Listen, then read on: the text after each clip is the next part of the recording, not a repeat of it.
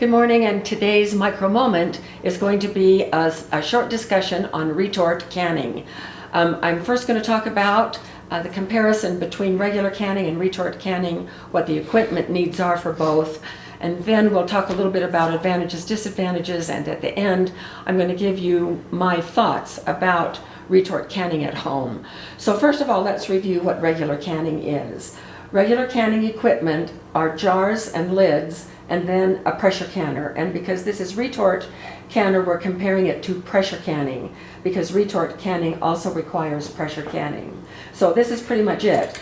And if you remember, I'm sure that you do, what happens with regular canning is either hot or raw food goes in this jar along with some liquid. The exception to that is raw packed chicken, which makes its own liquid in progress. Then once you have everything in there, you pop this lid on and you put it down in the canner. Now inside the canner, it's processed by pressure canning, and inside the canner there's about 2 inches of water on the bottom. Steam is made inside the canner. It exhausts all the air out, and that steam under pressure raises the temperature up to between 240 and 250 Fahrenheit or 115 and 121 Celsius.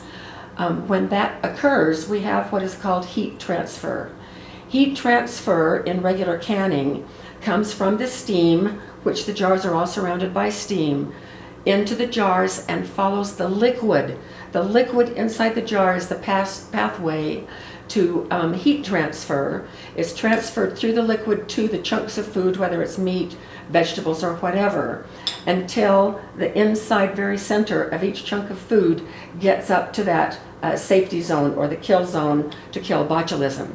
Then we turn the canner off after the time has expired, and then once everything is cooled down, we take these out of the canner and a vacuum seal is created as the jars cool. So that's the process there. Now the process for retort canning is different.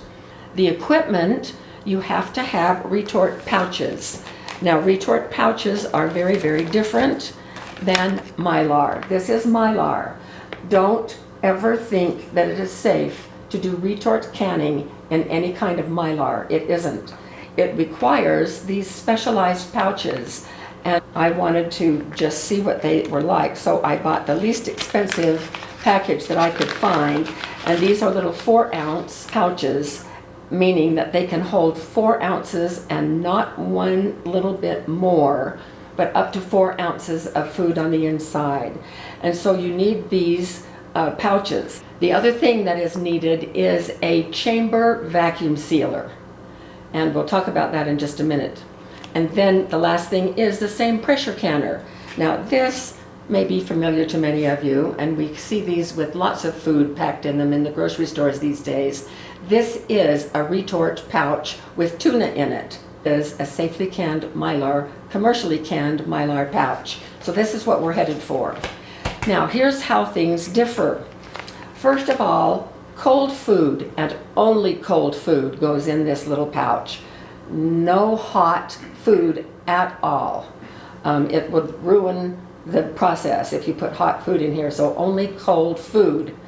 Then the exact weight is critical. Like this is a 4-ounce package. Up to 4 ounces of food can go in here, but don't have any more than that, because it will it could cause the pouch to split during processing. The next thing that happens is this goes into a chamber vacuum sealer. Now, one of the things that I mistakenly thought was, oh, I would love to do retort canning at home, and we just bought this nice brand new vacuum sealer. I bet it's strong enough to seal these pouches, and I could just, kind of fake it a little bit and do it with this little sealer. So I want to show you whether or not I was correct. So here is my nice new Weston. It was called an industrial strength vacuum sealer, and it was not cheap. It wasn't the $59.95 version of vacuum sealers. Now I know that it can pull a vacuum to pull it out of here. I've demonstrated that before, but what I want to demonstrate for you right now is whether or not it can seal this. So I'm just going to put it in here like normal. and we're just going to seal.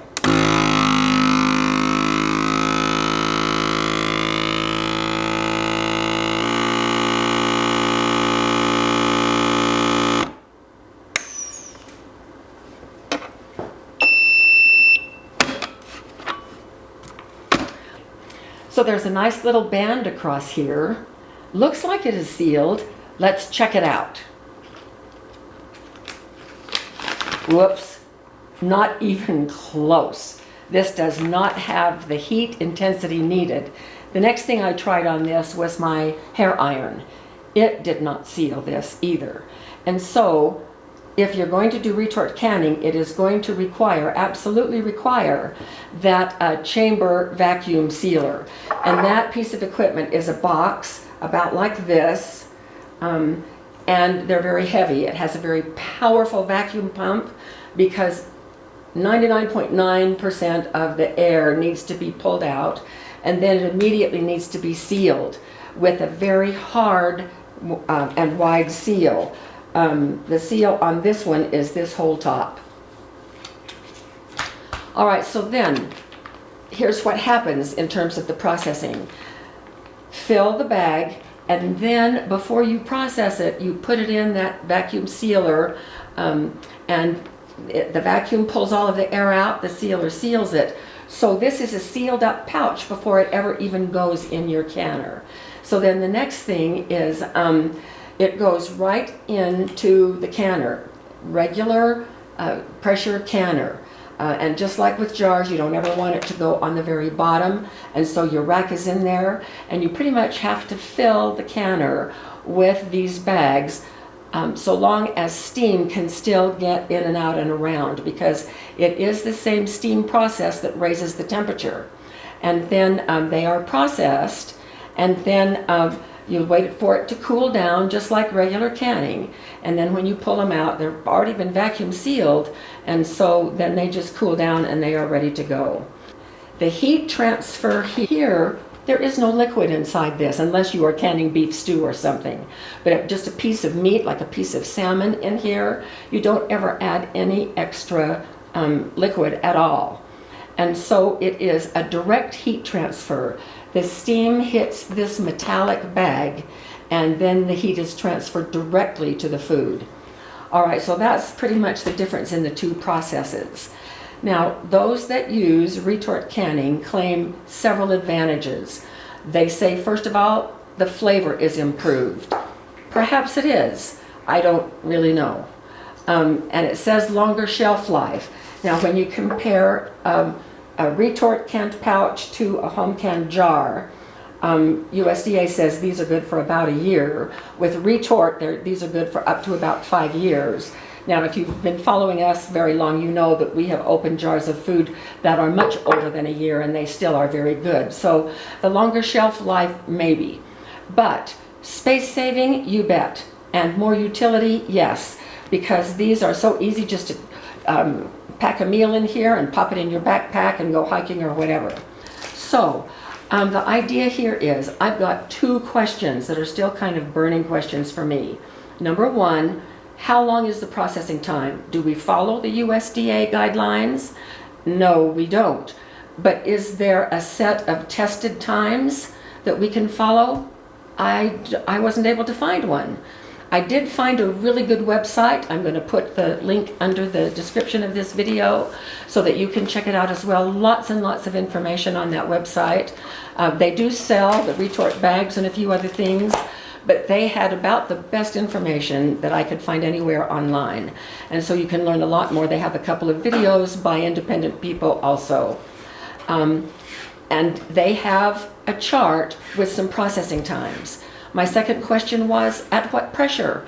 Does elevation still impact pressure with retort canning the same way that it does with regular canning? And according to that chart, it evidently does not. The amount of pressure seems to depend on the type of food. And so you'll need to go to that chart so that you can check that out. Now, is that chart valid? Well, I don't really know, because a source was not cited. I don't know where they got that information. It seemed reasonable times to me. The USDA times were just about doubled, and I felt like that was probably about right. And as I was looking all over the internet at people who were doing this, it's all over the map. So I don't know. So there are a few things that still need to be nailed down. Now, in terms of my thoughts about retort canning, I really love this idea. And I fully support home retort canning, provided you have the proper equipment. You would have to have the retort bags and the chamber vacuum sealer. And also you would need to know the ups and downs about regular canning. So I was pretty excited to learn more about retort. We're not going to do it. Those chamber vacuum sealers are pretty pricey. You can get the low-end ones for between $400 and $1,000. The industrial types, not the commercial, but if you want to just go to the next level, those are $2,000 to $4,000, about the same price as our freeze dryer. And I'm perfectly happy right now with the redundancy methods that we have for food preservation, which would be regular canning, dehydrating, and freeze drying. If we were processing our own meat, butchering our own meat, I might consider it, but not now for us. But I have no problems with doing it when it's done right. So I hope this was helpful, and we'll see you at our next micro moment.